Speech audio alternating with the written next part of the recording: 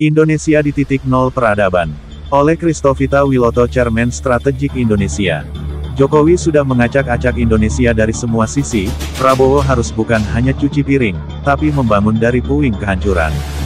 8 tahun kepemimpinan Jokowi membawa bangsa ini pada kehancuran dari semua sisi. Bukan lagi kerusakan administratif, tapi ini adalah kehancuran sistemik, ideologis, dan spiritual. Indonesia bukan hanya dalam kondisi chaos, tapi juga kehilangan arah. Ini bukan tuduhan politik, ini adalah fakta strategis. Dan hanya pemimpin berani dan berhikmah seperti Prabowo Subianto yang bisa mengubah reruntuhan ini menjadi fondasi peradaban baru.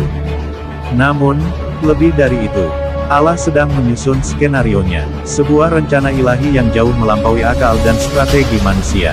Dalam krisis inilah hikmat ilahi akan dicurahkan ke bangsa ini.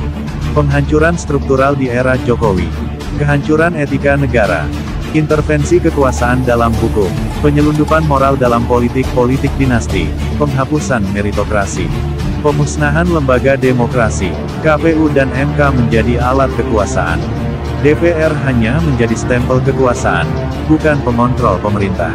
Penghancuran institusi pendidikan dan riset, kampus-kampus dibungkam, Kementerian Pendidikan menjadi proyek kapitalisasi data. Proyek Merdeka Belajar sama dengan merdeka dari logika. Perekonomian disandera oligarki. BUMN dijadikan ATM kelompok terbatas. Proyek IKN, kereta cepat, dan lain-lain, semua utang besar dari Tiongkok tanpa perhitungan ROI. Kebijakan KLBC, kredit likuiditas Bank Cina. Utang kepada Bank Sentral Cina padahal kita punya Bank Indonesia. Contoh, waskita utang dari 7 triliun ke 90 triliun. Taspen utang 400 triliun padahal aset pensiunan hanya 300 triliun. Kebobrokan tata kelola BUMN. Dari Pertamina, PLN, Garuda, Pelindo, semua dijadikan alat untuk proyek politik. Menteri BUMN jadi raja feodal dengan pasukan korporasi. Institusi penegak hukum lumpuh, KPK dilemahkan, kejaksaan dijadikan alat politik. Polri terpecah menjadi faksi bisnis dan faksi intelijen gelap. Kepolisian dijadikan alat kekuasaan. Kasus Sambo dan jaringan bunker uang. Skandal sentimen pendidikan Polri, terinfeksi geng Solo. TNI dimarginalisasi tapi tetap jadi penyelamat. Geng Solo tidak bisa masuk terlalu dalam ke tubuh TNI. Tapi Prabowo harus pembersihan, Adi Cahyanto, Amputranto, Herindra, Yostriyono. Kehancuran kesehatan nasional, pengadaan vaksin, APD, alat tes sama dengan proyek markup besar-besaran. Sektor kesehatan jadi korban kapitalisasi darurat. Kegagalan kedaulatan energi dan sumber daya alam. Blok rokan dan migas dijual murah. Nikel diselundupkan ke China oleh oknum pemerintah.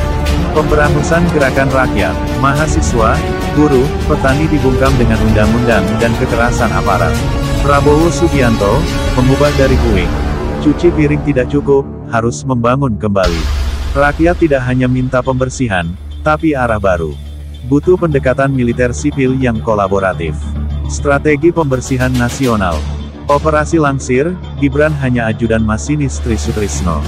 Gerbong BUMN, TNI harus dibersihkan. Rekonstruksi hukum dan etika publik. Kembalikan supremasi hukum. Bangun ulang kepercayaan rakyat. Revolusi BUMN dan proyek nasional. Audit menyeluruh BUMN. Batalkan proyek-proyek bancaan seperti IKN. Kedaulatan ekonomi dan finansial. Tolak KLBC, bangun kekuatan finansial nasional. Gerakan ekonomi rakyat, koperasi, UMKM. Strategi soft power, pendidikan dan hikmah. Pendidikan karakter dan hikmat. Literasi nasional dan penyadaran spiritual rakyat. Strategi Allah, Indonesia dibangkitkan dari reruntuhan. Rencana ilahi yang dahsyat, di tengah kehancuran, Allah menyusun kebangkitan. Bukan melalui kekuatan manusia, tapi melalui hikmat dan iman. Latihan iman nasional. Ujian selama era Jokowi adalah filter dan pelatihan iman. Dari rakyat kecil sampai pemimpin akan dibentuk. Lahirnya generasi berhikmah.